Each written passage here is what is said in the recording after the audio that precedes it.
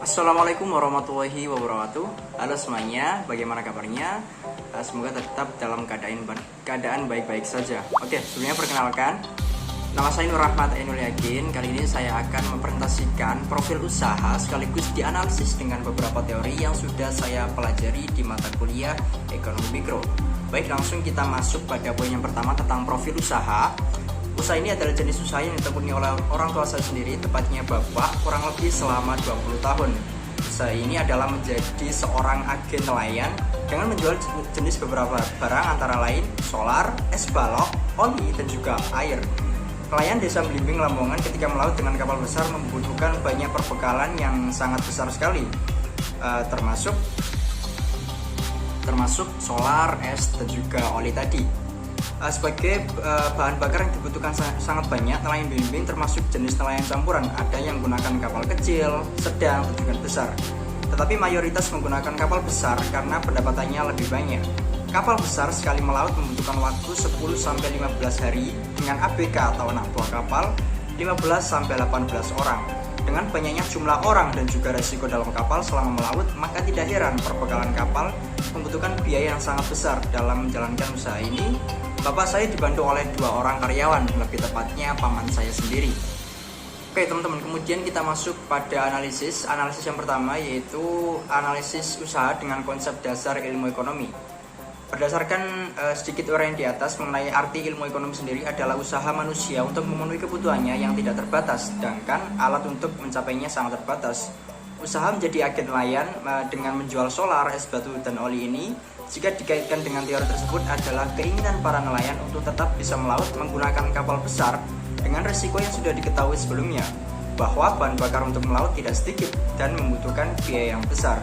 Keuntungan yang didapat memang besar dan bisa mencapai 2 kali lipat, tetapi jika terjadi kerugian atau hasil tangkapan ikan tidak sesuai, bisa menyebabkan hutang yang berkepanjangan dengan berbagai pihak, antara lain nelayan sendiri dengan agen penyedia bahan bakar tersebut.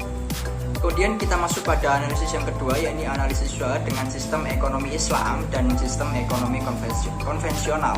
Proses analisis usaha dengan materi ini adalah bagaimana seorang agen nelayan tetap memberikan bahan bakar berupa solar, es, dan oli untuk nelayan agar bisa tetap melaut meskipun tidak bayar dulu karena misal sedang terjadi kerugian yang melanda.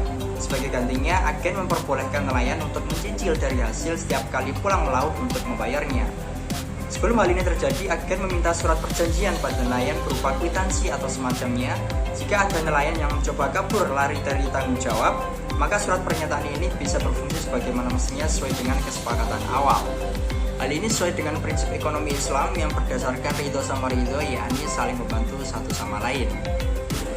Ketika proses lobbying antara agen dan juga nelayan tidak berjalan sesuai keinginan atau agen menolak membantu memberikan pinjaman, maka tidak sedikit nelayan meminjam uang di bank konvensional sebagai modal untuk melaut. Desa Blimbing sendiri terletak di paling ujung utara wilayah Lamongan dan terdiri dari 5 cabang bank konvensional, antara lain Bank Jatim, BRI, BNI, Mandiri, dan juga Nusamba. Selanjutnya kita masuk pada analisis usaha dengan prinsip umum ekonomi Islam. Proses analisis usaha dengan materi ini adalah bagaimana prinsip yang digunakan bapak saya sendiri sebagai seorang agen nelayan. Bagaimana bapak bersedia membantu agar para nelayan tetap bisa melaut dengan cara memberi modal dahulu dan bayar ketika pulang melaut selama setengah bulan. Prinsip adil atau keadilan adalah yang paling ditekankan dalam proses transaksi ini. Bagaimana ketika pembagian hasil uang ketika selesai melaut, dan diharapkan para nelayan tidak ada yang berbuat curang dengan tindakan berbohong soal tangkapan ikan. Biasanya para nelayan beralasan tangkapan yang didapat kurang maksimal sehingga menunda waktu pembayaran bahan bakar yang sudah menunggak tersebut. Oke, next kita langsung masuk pada analisis selanjutnya, yaitu analisis usaha dengan konsep teori permintaan dan teori penawaran.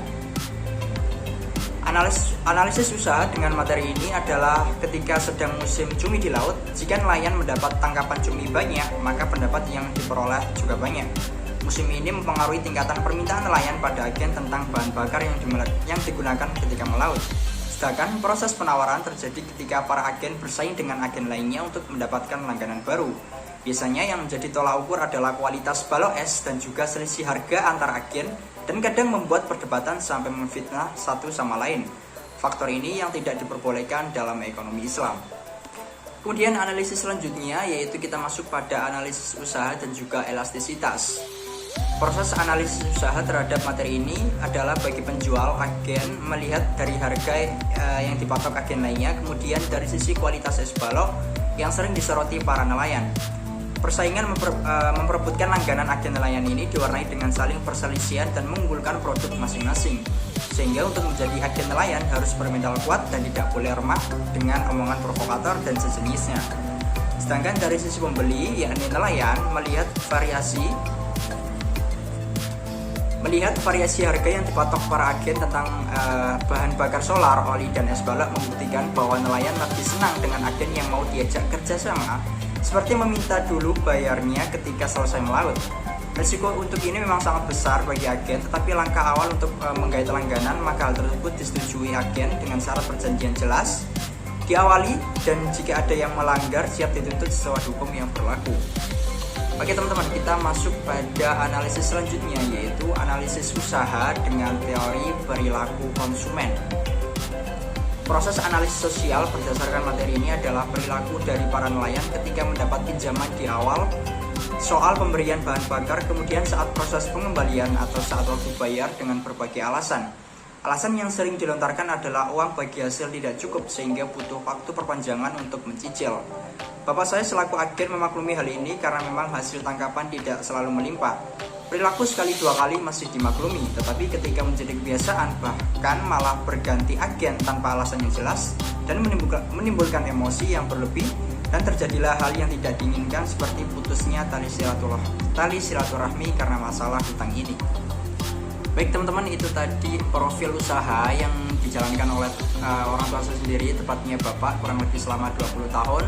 Sekaligus tadi sudah saya analisis dengan beberapa teori yang sudah saya pelajari di mata kuliah ekonomi mikro. Saya Nur Rahmat Yakin mengucapkan terima kasih telah menonton video ini, dan Assalamualaikum warahmatullahi wabarakatuh.